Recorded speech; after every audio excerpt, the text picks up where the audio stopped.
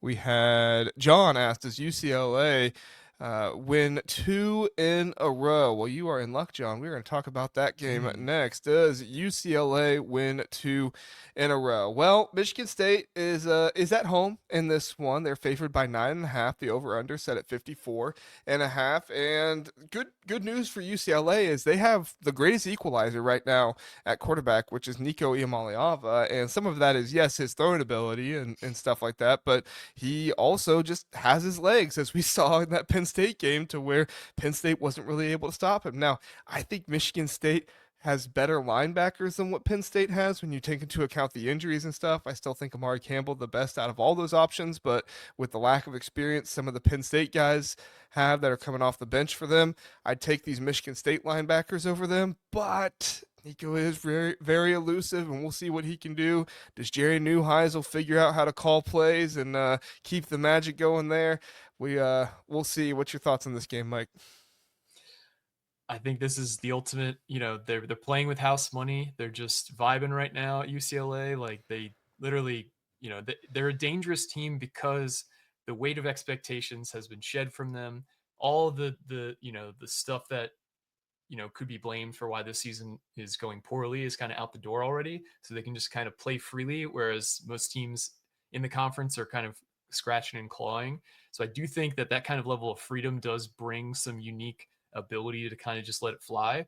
And my main question is, can UCLA continue the momentum that they got from the Penn State game into this week on the road against Michigan State? Um, I think that they play a good game against Michigan State, but I do think the Spartans find a way to win this one. Yeah, I think Nico, like I said in the beginning, is huge, right? But on the other side, it's also huge what UCLA does against Aiden Chiles. Now, Aiden Chiles is facing a lot of adversity right now over there in East Lansing. The Michigan State fans are not happy at all. The last year did not go how they wanted it to with Jonathan Smith as their new head coach. Aiden Chiles did not play well last time. I think you could attribute some of that to the wind and stuff that was going on, but also the backup quarterback, long Russian name. Don't ask me to pronounce it. I apologize, but he came in and he was like 6 for 7. Alessio, I believe is his first name, and then Milovesic. I did my best. Okay, give me a break. He came in and he was 6 for 7 and with 71 yards and two total touchdowns. Now some of that in garbage time, so maybe Nebraska wasn't putting it on him as much. But Aiden Chiles in this last game was 9 of 23.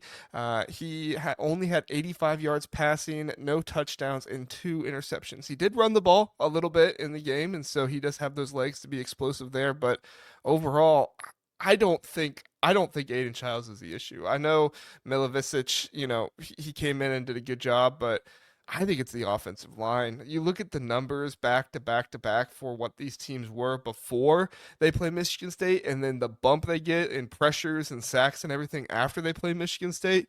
Mike, before the game, Nebraska had 25 pressures on the season. How many pressures they had against Michigan State? 20. On the season, Jeez. they had 5 sacks overall, the entire season, all 4 games. How many sacks did they have against Michigan State? 5 on the day. So they nearly doubled both their pressures and their sacks from 4 games in just one game against this Michigan State offensive line. Now, their left tackle Wow. is hurt. Connor Moore, the FCS transfer, is out there now.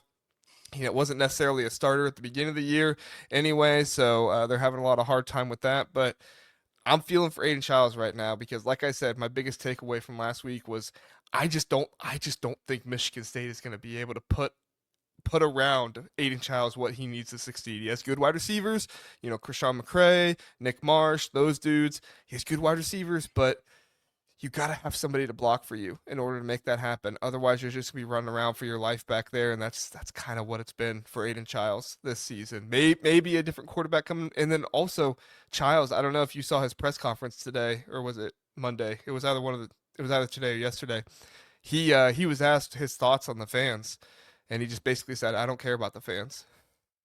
I mean, he Wow. said that straight up. He said, "I don't care about the fans." And then as soon as he said it, he was like, "Well, but the ones that support us, I do care about." So he did try to save it there a little bit, but Good save.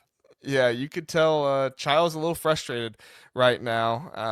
And so I think the other problem in this too is if Nico looks really good and UCLA wins, that's even harder for Aiden Chiles and Yeah. some of the criticism he's going to start getting. So Mike, do you have UCLA winning this game? What's your score prediction? I don't, but I don't feel great about this prediction. It's more of like who is UCLA? Are they the team that played last week? Or are they more so the team that lost 35-10 against New Mexico? I think the truth is somewhere probably in between the two, which as in life, is you kind of have to decide on which one you're leaning towards. I think this is a bit of a get right spot for Michigan State, who's dealt with a couple close losses where not everything clicked together. I don't think UCLA has the pass rush that's going to give them problems that Nebraska did last week. So I have Michigan State winning this one 31-23. So I have I have UCLA covering, but Michigan State winning, and I have the under hitting. Yeah, I'm going to be honest. I don't feel super confident in this one. I do think that Michigan State's offense is going to get on point here. I do think the running game could find a way to come back in this one a little bit more to help Aiden Chiles. I have Michigan State winning this one 35-24. I know it doesn't sound like I'm very high on them. Sean disagrees with both of us. He's got UCLA winning this one. But I do think the travel is real. As much as we kind of gave James Mm, Franklin a hard time for mentioning it, I do think the travel is real. Real. I think you come off that big win. Maybe UCLA is just on fire right now, and they're going to take care of business. But I think it's really hard to come off some of those big wins sometimes and still put together the same kind of game plan and everything. And I don't know if 120 yards from your quarterback running is sustainable every single game. It happened against Penn State because Penn State's linebackers and some of the new ones, and Jim Knowles not really spying all that much, which was interesting. But overall, I don't know if that's going to be able to continue, especially on the road. We'll see. Like I said, I'll eat my words if it doesn't happen.